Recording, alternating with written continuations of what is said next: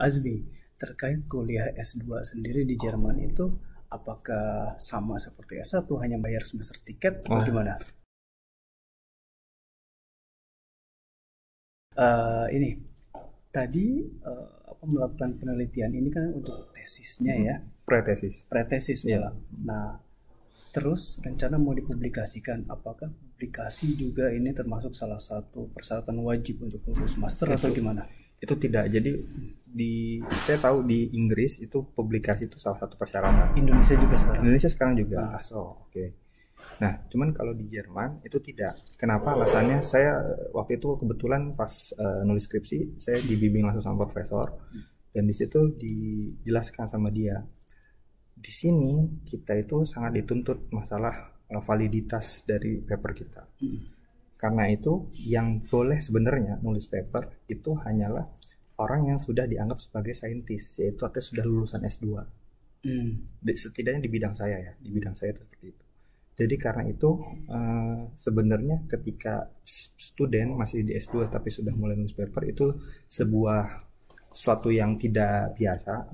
Jadi ya itu juga jadi bukan sebuah persyaratan intinya dari S2 itu. tapi Azmi sekarang masih mengusahakan supaya Masih, paper itu keluar ya. iya. Oke. Karena ya di penelitian ada satu dua hal lah yang pasti tiba-tiba ternyata oh kok begini terus jadinya nggak tahu apakah dalam waktu yang ditentukan bisa keluar atau enggak. Saya mengerti sekali karena dunia saya dunia penelitian ya. Nah, sekarang terkait internship itu sendiri. Internshipnya itu berapa lama kalau boleh tahu? Dan tadi kan nyari-nyari sendiri juga. Ya, Dan kira-kira eh, nanti setelah lulus dari sini apa yang Azmi akan lakukan? ya. Lulus dari masternya. Kalau misalnya internship sendiri kemarin 16 minggu, 17 sih lebih tepat. Udah beres berarti ini. Udah beres, udah Oke. beres. Jadi 17 minggu internshipnya dan itu pertama kita nyari dulu ya gimana caranya internship kita harus research sendiri kita perusahaan yang kira-kira masuk ke bidang kita tuh apa karena internship yang bisa diakui cuma yang bidang kita kalau bukan bidang kita Kalau nggak bisa. boleh tahu nama tempat perusahaannya apa? Namanya itu IAVAU GmbH.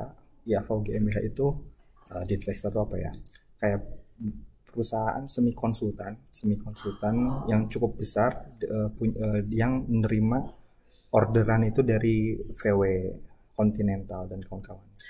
Tapi kan lebih ke arah energinya, maksudnya Betul. ke arah karena si perusahaan VW dan lain ngembangin baterai atau bagaimana? Jadi perusahaannya sebenarnya banyaknya itu ke arah otomotif, tapi saya sendiri, tapi di perusahaan itu ada satu bidang energi. Nah, saya masuk di bidang. Oke, I see. Terus tadi apa? Oh ya, yang terakhir apa berikut ke saya setelah master ya. Sebenarnya saya sekarang tuh sedang banyak istikharah lah. Setelah master itu mau ngapain? Saya masih belum. Kira-kira lulusnya kapan? Terusnya insya Allah Januari awal, Januari. Udah dapat ada sidangnya juga nggak sih nanti? Sidang Januari. Januari juga. Oke, silakan. Jadi masih belum tahu ke arah mana kira-kira nih saya pengennya. Cuman kalau misalnya dari keinginan sih, saya pengen untuk lanjut kerja di industri Di Jerman ya. ke Jerman. Tapi saya tidak juga nutup kemungkinan seandainya ada peluang untuk lanjut untuk promosi jadi doktor S3 ya. S3 itu juga saya tetap buka peluang itu sebuah opsi. Cuman saya masih belum tahu ke arah mana karena juga masih fokus dulu di tesis, tapi saya sudah sambil nyari-nyari kerja gitu ya. Jadi saya coba daftar-daftar juga. Nanti mana yang dapat ya mungkin itulah yang terbaik dari Allah. Jadi sekarang masih tetap membuka peluang nanti di akhirnya dan melihat juga ya. Iya. Nah, kalau misalkan apakah Azmi akan pulang dulu ke Indonesia apa stay di sini untuk mencari kerja setelah lulus? Kalau saya pribadi sih, kalau dari orang-orang ya, dari orang-orang katanya baiknya sih nyari kerja dulu. Cuman dilemanya adalah ketika udah nyari kerja dan diterima, itu saya susah untuk pulang karena maksimal cuti cuma 1 bulan. Sedangkan apalagi Per tahun ya? per tahun. Dan kalau misal kita pulang ke Indonesia 1 bulan aja tuh kayak agak sayang. Dan juga kalau apalagi lagi pandemi 10 hari hilang buat itu karantina. Jadinya memang dilema tapi ya nanti kita lihatlah bagaimana. Tapi kemungkinan sih kalau di Jerman belajar dulu. Nah, sebelum menutup di akhir, kira-kira ada yang kelewat nggak nih, Mi? Apa ya? Tadi Ya, kita udah mulai cara daftarnya ya, kemudian juga kelebihan kekurangannya, kemudian terkait biaya sambil kerja, kemudian beasiswa dan kebanyakan dari DAAD. ya ada. Nah, ini dia. Kalau misalkan yang udah S1 di sini seperti Azmi S2 di sini, bisa nggak sih nyari beasiswa dari DAAD atau mungkin ada sumber lain? Ya, kalau DAD itu susah karena DAD mensyaratkan biasanya ya. DAD itu satu dari negara-negara berkembang seringnya. Terus kedua itu juga dia punya syarat 2 tahun udah kerja dulu sebelum bisa Lanjut. daftar lanjut. Nah, makanya jadi sebenarnya buat lulusan Jerman agak dirugikan terkait itu. Tapi memang ya tujuannya mereka kan memang untuk mencari network baru. Makanya jadi lebih diutamakan yang dari luar Jerman. Tapi kalau misalnya apakah mungkin, banyak sebenarnya yang menawarkan di sini. Jadi kalau misalnya masih di S1 itu semester akhir itu masih bisa daftar untuk buat S2-nya. Ada satu yayasan di sini tuh yayasan Islam juga itu yayasan Islam Jerman itu dia menawarkan asal masih di semester 5 S1 untuk daftar S2-nya. Tapi kalau udah mulai S2 udah nggak bisa gitu. Itu untuk semua jurusan. Untuk semua jurusan. Tapi syaratnya harus aktif di yayasannya mereka. Itu yang saya waktu itu agak keberatan karena cukup padat waktu saya, jadi kalau harus tambah lagi aktif agak susah. Kemudian juga habis ngobrol dengan orang tua saya, katanya insya Allah lah ada jalan gitu, mesti harus lewat itu, nggak bisa lewat beasiswa. Terus kalau yang lainnya juga ada di sini tuh beberapa institusi lain, bahkan dari perusahaan tuh kadang ada juga, walaupun kemarin karena pandemi susah ya, pandemi nggak ada, tapi biasanya tuh suka ada. Kadang juga di sini dari partai-partai politik sini juga ada. Gitu. Dari gereja juga ada. Partai apa nih, Azmi? Wah, saya nggak ikut-ikutan kalau itu. Oke. Azmi, terkait kuliah S2 sendiri di Jerman itu, apakah sama seperti S1, hanya bayar semester tiket atau gimana? Iya, saya sama persis untuk S2 di Jerman. Tapi diingat udah ada berubah aturan tuh di yang kemarin sempat disebut di Bayern, terus Baden-Württemberg, terus saya lupa di mana lagi satu lagi. Itu udah mereka bayar 1.500 per semester plus semester tiket. Tapi kalau di Jerman pada umumnya masih gratis. Tapi tidak tahu kansler yang baru dan partai yang baru sekarang apakah masih menggratiskan atau tidak. Tapi sementara ini masih gratis. Jadi kalau mau ke Jerman ya cepet-cepet lah. Oke. Tapi biasanya kalau yang untuk S2 kan mereka biasanya diberi oleh DAAD ya, jadi nggak terlalu mikir itu juga. Betul. Oke. Nah, Azmi, kira-kira ada nggak kata-kata yang bisa untuk menarik mahasiswa S1 Indonesia yang kemudian ingin sekolah di S2 di Jerman? Apa sih yang ingin Azmi sampaikan biar mereka tertarik untuk kuliah di sini, Mas? Silakan. Kalau untuk master itu memang tuntutannya tuh beda. Master itu tuntutannya walaupun tidak sampai seperti S3 ya, tapi master itu juga tuntutannya sudah kita berpikir itu bukan cuma sekedar bagaimana menyelesaikan sesuatu, tapi kita juga dituntut untuk bisa mengembangkan sesuatu. Untuk master tuh di sini tuh seperti itu.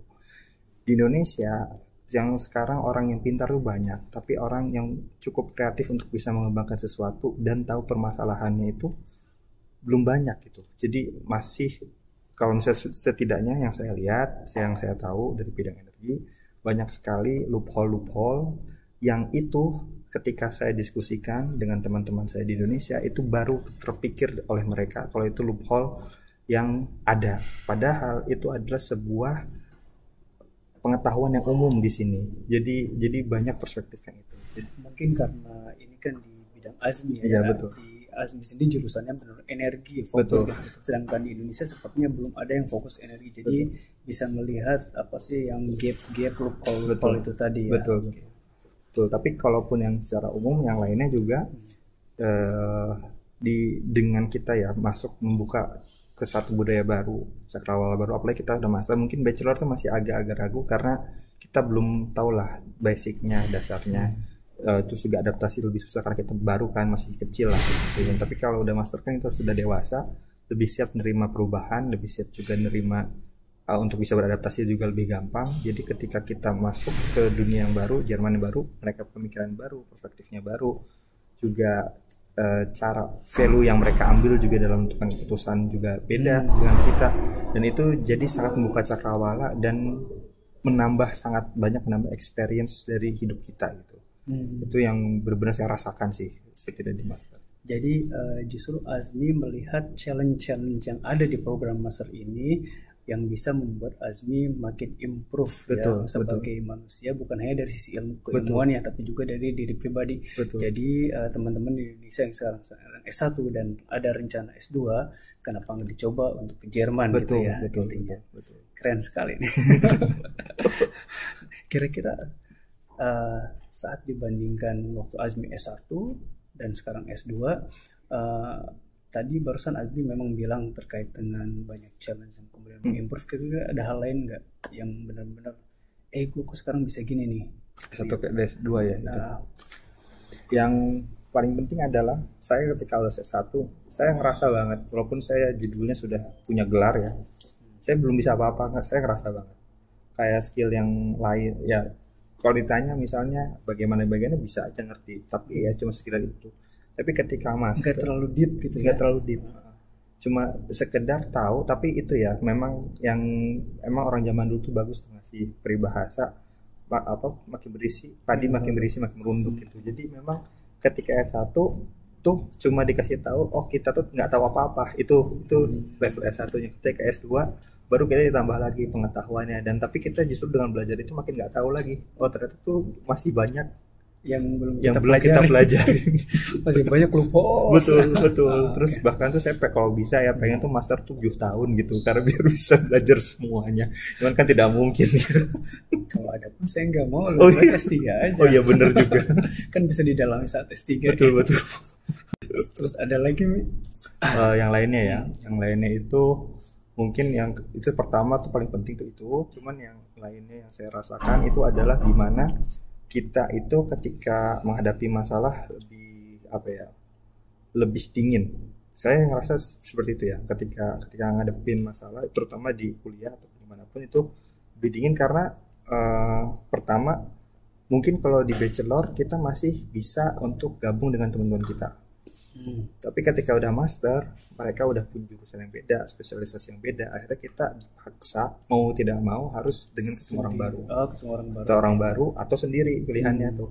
Cuman sendiri yakin deh nggak bisa. Di sini agak susah. Walaupun kalau belajar sendiri nggak apa-apa. Cuman ketika untuk nyelesain sesuatu misalnya lab atau apa sendiri itu nggak mungkin. Harus diskusi betul. Dan itu pas memaksa kita mengimprove, gimana kita bisa men-challenge bukan cuma dari segi keilmuan, tapi gimana cara kita juga bisa berbaur dengan mereka.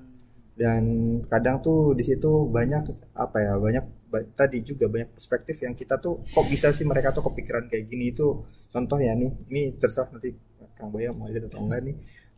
Jadi di sini waktu saya ngobrol sama kolega saya ketika internship, mereka tuh ada waktu kita lagi ngobrol simple, mereka membandingkan secara ekonomis ketika punya anak dan punya anjing.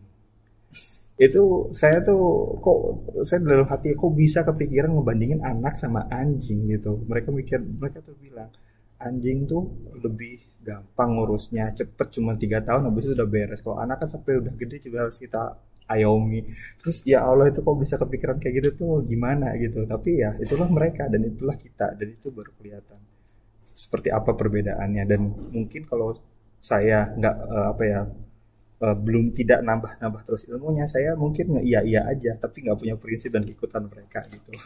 Mungkin ini Azmi tadinya ingin menganalogikan bagaimana salah satu contoh bagaimana cara berpikir mereka ya. Pertama dari kesimplisitian mereka sampai membandingkan hidup manusia seorang anak dengan anjing ya. Dan tentunya tiap orang punya pandangan sendiri-sendiri, tapi kalau menurut pandangan Azmi dan saya itu kurang pantas untuk dibandingkan. Betul. Dan tapi terus terang ini hanya salah satu analogi, dan dalam satu diskusi yang lain jadi kita juga akan mendapatkan perspektif lain dari orang lain dari cara berpikir mereka yang seperti ini. Betul. Jadi lebih arah ke situ, bukan tentang membandingkan anjing itu sendiri ya. Betul banget, itu penting banget. Sama yang terakhir tuh ini ketika master kita sudah dituntut tuh, karena dianggap kita kan sudah pada skripsi ya. Jadi sudah dituntut, sudah bisa bagaimana caranya berpikir secara terstruktur dan saintifik dan sistematis dan sistematis betul. Karena di bachelor ya ini kalau misalnya kita bandingkan secara ujiannya di bachelor dengan cuma ngikutin rumus itu masih bisa diselesaikan. Master itu tidak cukup. Master itu harus memang sudah benar-benar paham harus kemananya gerakan pemikiran kita itu baru bisa dikerjakan gitu. Dan makanya tadi dibilang master itu tidak lebih gampang dari bachelor karena butuh skill dari bachelornya baru bisa mengerjakan masternya. Oke, hebat nih. Asmi kalau boleh tahu di sini ada IP-IPan nggak sih? IP ada. Cuman IP di sini tuh agak beda. Belum kemarin juga ya. IP itu jadi IP kalau di sini tuh skemanya kebalikan dari di Indo 1 sampai 4, di mana 1 itu paling tinggi, 4 itu paling rendah. 1 itu kalau di Jerman. Jadi 1 itu disebutnya excellent atau very good, terus 2 itu good, terus summa cum laude itu kan 1. Iya 1,3 ke atas. 1,3 ke atas itu summa cum laude, 1,3 sampai 1,7 itu cum laude. Cum laude itu sama dengan very good ya? Iya sama dengan very good. Terus juga 1,7 sampai 2,5 itu good, 2,5 sampai 3 itu befriedigend itu apa ya? Cukup memuaskan. Nah, terus baru 3,3 sampai 4 itu cukup. Betul. Ausreichend. Oke. Nah, kalau boleh tahu IP Azmi berapa nih? Itu saya tidak mau mengumbar-umbar. Juga karena di sini ada Datenschutz ya. Saya sendiri profesor saya nggak pernah bilang, jadi lebih baik gitu. Nggak boleh. Berarti itu betul-betul hak pribadi.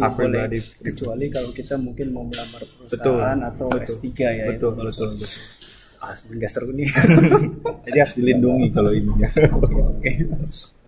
Tadi saya. Oke, kira-kira masih ada yang kelewat nggak nih untuk cerita tentang S2? Kayaknya saya tadi tuh ngerasa ada yang kurang di pas buat masuknya. Silakan. Apa ya? Cuman makanya saya tadi lagi nyari-nyari. Soalnya kan saya ini ya langsung, jadinya suka ada yang cuman saya kebetulan bantuin orang juga. Bantuin orang lain buat daftar S2. Yang dari Indo. Dari sini. Kalau yang dari Indo paling ini Mas. Kan sama yang lain-lain kan juga ngobrol kan gimana cara mereka gitu. Kebetulan teman saya juga ada beberapa yang dari S2 di Indonesia. Oh ini teman saya. Jadi ini mungkin penting juga nih satu. Ketika misal kita anggap S1 kita udah di Eropa nih. S1 kita di Eropa, terus S2 mau masuk ke Jerman. Teman saya kebetulan ada yang bener-bener kasusnya tuh kayak gitu. Lulusan mana dia? Dia lulusan Belanda. Terus kemudian dia mau lanjut S2-nya di sini di Jerman. Yang paling penting adalah masalah visa. Jadi visanya kalau student itu nggak bisa langsung dari Belanda langsung pindah ke Jerman. Tapi harus pulang dulu untuk mengurus ganti visa, minta lagi daftar lagi visa untuk Jerman buat studi. Jadi itu tidak semudah itu gitu walaupun sama Eropa. Oke. Gitu.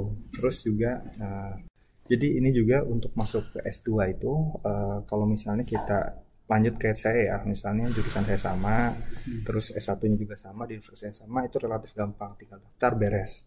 Yang jadi problem itu 2, kalau misalnya satu jurusannya beda atau kalau misalnya universitas juga beda, memang tinggal daftar ya, tapi gini, jadi kalau misalnya jurusannya beda bisa jadi kita ada kurang modulnya, misalnya dari segi kalau saya misalnya dari mesinnya kurang lah atau misalnya dari elektroniknya kurang, terus ditambahkan maksimal itu ditambahin 4 modul dan harus selesai dalam 1 atau 2 semester biasanya. Itu tapi yang si program masternya sendiri kan ngebuka modul-modul itu apa harus ikutan kuliah yang di S1 yang kuliah S1. Jadi mereka karena di sini juga nggak ada batasan ya, jadi kelasnya udah nyampur tuh S1 dan S2. Jadi mereka tapi biasanya dikasihnya tuh modul yang dasar banget, jadi makanya baru sama anak-anak S1 banget gitu. Nah seringkali orang-orang S2 gagalnya itu di situ. Jadi mereka pelajaran S2 ini tadi ya, karena saya bilang karena tertarik, menarik dan segalanya itu mereka lulus bagus. Tapi yang pelajaran harus ditambahin dari S1-nya itu yang biasanya mereka jadi masalah karena udah lama, udah lupa juga biasanya. Terus juga tidak menarik. Itu jadi makanya jadi hambatan-hambatan. Nah itu satu. Terus kemudian kalau misalnya itu bahkan beda jurusan pun kayak gitu. Nah kalau beda universitas itu juga sama. Yang perlu diperhatikan berapa banyak. Ini termasuk di Indonesia juga ya. Jadi di sini tuh cukup strict masalah jurusan. Kalau misalnya jurusan kita tidak memenuhi kualifikasi dan tidak bisa cukup dari modul yang ditambahkan tadi, itu bisa jadi ditolak masternya. Segitunya ya. Betul, betul. Jadi itu juga yang biasanya bermasalah dari orang pendaftar Indonesia. Jadi beberapa tahun saya juga gagal bisa ke Jerman karena di situ jadi mata kuliah S1-nya itu tidak sesuai dengan modul yang diminta di sini. Akhirnya di universitas itu yang nggak bisa diterima, jadi ditolak. Seperti itu. Oh, lumayan Lumayan. juga. Jadi mungkin ini juga salah satu keuntungan kenapa Azmi memilihnya jurusan yang linear istilahnya sama. Iya. Jadi mungkin kalau Azmi pindah ke kampus lain mungkin harus ngambil jurusan mata kuliah tertentu. Betul, betul. Betul, tapi bukan jadi pertimbangan utama tadi seperti itu ya. Nah, Azmi bilang waktu S1 di awal-awal pindah ke sini dapat beasiswa ya. Boleh cerita nggak itu beasiswa apa dan cara dapatnya bagaimana dan jumlahnya kira-kira berapa? Ya. Silakan. Jadi